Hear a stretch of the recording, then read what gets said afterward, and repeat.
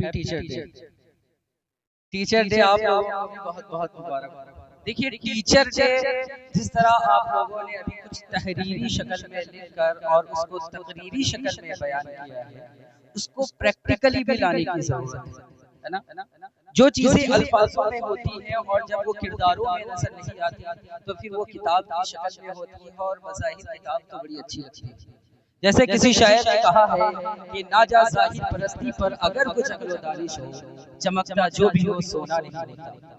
गोया के हर चमकने वाली चीज सोना नहीं हो सकती और अच्छी चीज दिखने वाली अच्छी चीज नहीं हो सकती और हर अच्छे उस्ताद दिखने वाले अच्छे उस्ताद नहीं हो सकते, हर अच्छी शागिर्दा दिखने वाली अच्छी नहीं हो सकती।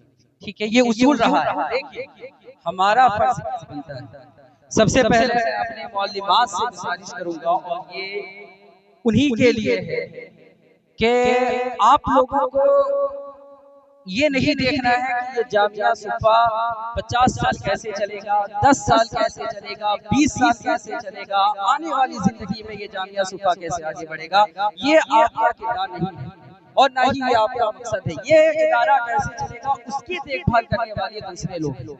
आपका अहम रोल जो अदा होता है वो ये है कि आपको ये देखना है कि जो भी बच्चा या बच्ची आपके पास आती है उनका किरदार कैसे चलेगा।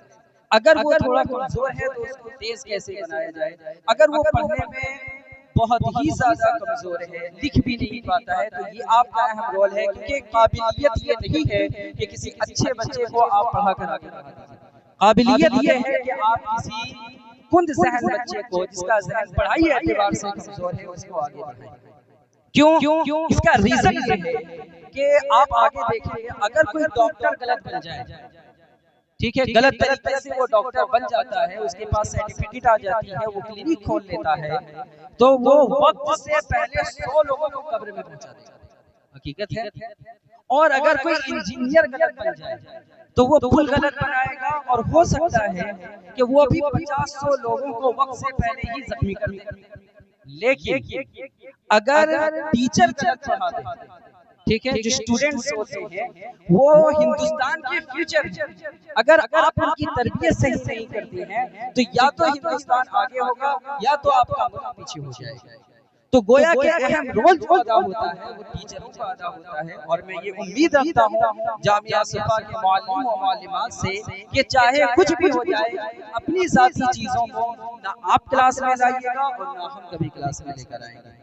वो मसाइल हमारे अलग हैं, यहाँ तमाम तलबा व तालिबात एक नजर से देखे जाते हैं और इंशाअल्लाह एक नजर से देखे भी जाएंगे। अब रही बात टीचर डे मनाने की। टीचर डे मनाते क्यों हैं? रीजन, ठीक है, हर चीज के पीछे कोई ना कोई वजह होती है।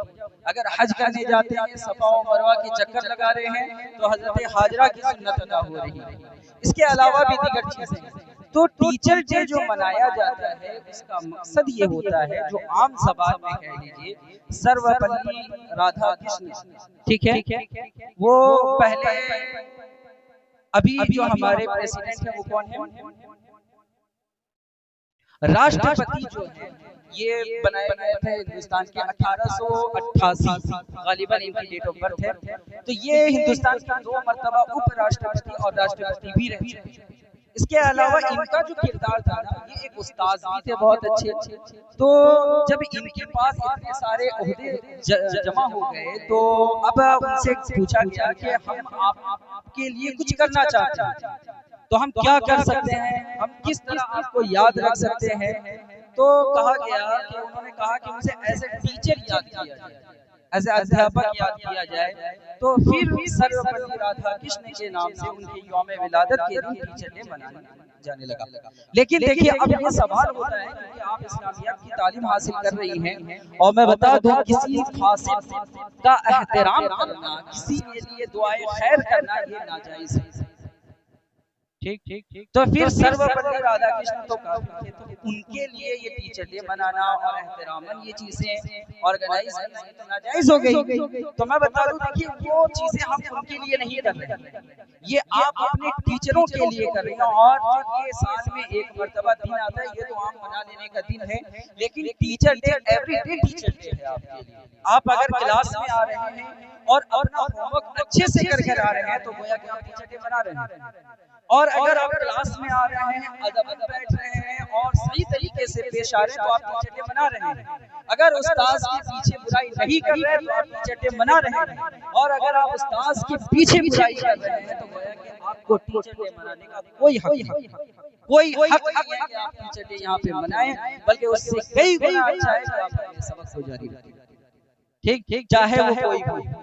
तो ये खिदमत से शय मुमताज होती है और प्यारे आका सल्लल्लाहु तआला अलैहि वसल्लम से बढ़कर ना कोई उस्ताद है और ना कोई उस्ताद आएगा। तो हुजूर सल्लल्लाहु अलैहि वसल्लम, मैं अपने मुअल्लिमात से गुजारिश करूंगा कि आप प्यारे आका सल्लल्लाहु तआला अलैहि वसल्लम की सुन्नत पर अमल करें। अगर आप ऐसे टीचर और शागिर्दों से मैं कहूंगा कि आप हजरत अली की सुन्नत पर अमल करें, क्योंकि हजरत अली ने उस्ताद को इतना अदब दिया, इतना अदब दिया, जिसके नतीजे में रिजल्ट ये निकला कि अली बाबुल इल्म है, यानी इल्म के दरवाजे। और बड़े-बड़े सहाबा हजरत अली की बारगाह में पेश होते थे और अपने सवालात को हल करते थे। तो गोया कि जितनी शागिर्दाएं हैं आपको हजरत अली की सुन्नत पर अमल करना है। और हजरत अली ने क्या फरमाया कि मैं अगर शागिर्द हूँ, मेरे उस्ताद पे ये हक है, मैं उस्ताद के पास गुलाम की तरह हूँ। अगर वो चाहे मुझे आजाद करें और चाहे मुझे वो बेच।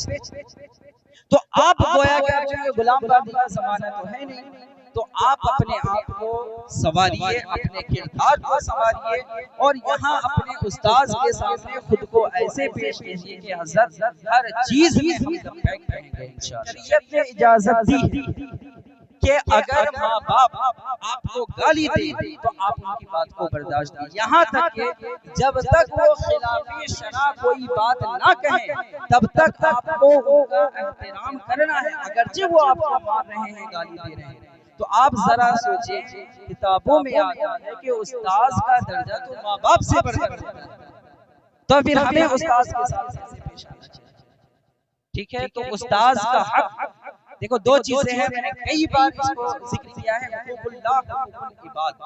हुकूकुल्लाह आपको नमाजें पढ़नी, रोजा रखना, हज करना, तमाम चीजें अपनी जगह पे है। हुकूकुल इबाद का मसला ये है कि अगर आपने किसी की दिलाजारी की, किसी को तकलीफ पहुंचाया, जब तक वो बंदा या बंदी माफ नहीं करती, खुदा माफ नहीं करता, आप इसको समझिए, हदीस शरीफ है, मन आज़ा मुस्लिमन फक़द आज़ानी व मन आज़ानी फक़द आज़ल्लाह। जिसने किसी मुसलमान को तकलीफ दी उसने मुझे तकलीफ दी, और जिसने मुझे तकलीफ दी उसने अल्लाह को तकलीफ दी। ये हुजूर ने फरमाया। और मुसलमान की शक्ल में अगर आपके उस्ताद भी हैं, गोया कि आप उन्हें भी अगर तकलीफ दे रही हैं, आज टीचर डे के दिन है, इस वजह से अगर आप उन्हें भी तकलीफ दे रही हैं, चाहे मुअल्लिम हो चाहे मुअल्लिमात हो, कोई भी, अगर आप उन्हें ना जाने अनजाने में भी तकलीफ दे रहे हैं तो ये चीजें मत, वरना खुदा की बारगाह में ऐसी पकड़ होगी, ऐसी पकड़ होगी जिसका आप हिसाब नहीं लगा सकते। आप याद कीजिए उस दिन को कि इब्लीस को देखिए, इसने नाफरमानी की तो आज मलऊन कहला लिया। आप भी तो वही कर रहे हैं। आज आप कहते हैं कि हम तो हुजूर की सुन्नत पे अमल कर रहे हैं, मुझे बताइए आप कैसी सुन्नत पे अमल कर रहे हैं? हुजूर ने फरमाया फला तकुल्लाहुमा उफ, बाप को उफ तक मत कहो, लेकिन आप तो गालियां देना शुरू कर देते हैं। हुजूर ने फरमाया उस्ताद का एहतराम बढ़कर है, लेकिन आप तो उसको और तरीके से पेश करना शुरू कर देते हैं। तो इस सारी चीजों को समझिए, गोया कि कल जो शैतान कर रहा था आज का हम आप कर रहे हैं। कैसे? शैतान ने कहा कि मौला मैं तुझे मारूंगा, जिसे कहेगा मैं उसे नहीं मारूंगा। इब्लीस का ये जवाब था और वो मलऊन हो गया, वरना उसकी इबादतें थी कि अगर हमें जमीन पे फैला दिया जाए तो उसके सजदे इतने ज्यादा हैं कि राई के दाना रखने बराबर भी जगह नहीं मिलेगी। लेकिन काम आप भी वही कर रहे हैं कि हुजूर ने फरमाया उस्ताद का अदब, उस्ताद का एहतराम जरूरी है। आप कहते हैं मैं आका का मानने वाली हूँ, आका की चाहने वाली हूँ, लेकिन आप जो काम कर रहे हैं हुजूर आपको तो मानेंगे, लेकिन आपने कहा कि माँ बाप की इज्जत करो, हम नहीं करेंगे। आपने कहा उस्ताद की इज्जत करो, हम नहीं करेंगे। ये तरीका अगर आपने इख्तियार किया है तो फिर आप खुद समझिए आप किस कैटेगरी में आ रही हैं। आप शैतान की कैटेगरी में अगर आ रही हैं तो अपने आप को सुधारिए, इस्तिग़फ़ार पढ़िए, तौबा कीजिए और अल्लाह की बारगाह में इस्तिग़फ़ार करके ये अहद कीजिए कि आज इस टीचर डे के दिन हम ये अहद करते हैं कि आइंदा इंशाअल्लाह कोई ऐसा काम नहीं करेंगे जो जामिया के लिए खराबी पैदा करे या यहाँ के मौलिम और मौलिमात के लिए खराबी पैदा करे। ठीक है, इंशाअल्लाह करेंगे आप लोग ऐसा इंशाअल्लाह। और मैं अपने मौलिमात से गुजारिश करूंगा, जाने अनजाने में बच्चियों से आज टीचर डे कर रही है तो कोई गलती हो गई हो तो आप लोग अपने अंदाज से माफ कर दीजिएगा। ठीक, पढ़िए अस्तगफिरुल्लाह रब्बी मिन कुल्ली ज़ंबिन व अतूबु इलैहि, ला इलाहा इल्लल्लाहु मुहम्मदुर रसूलुल्लाह।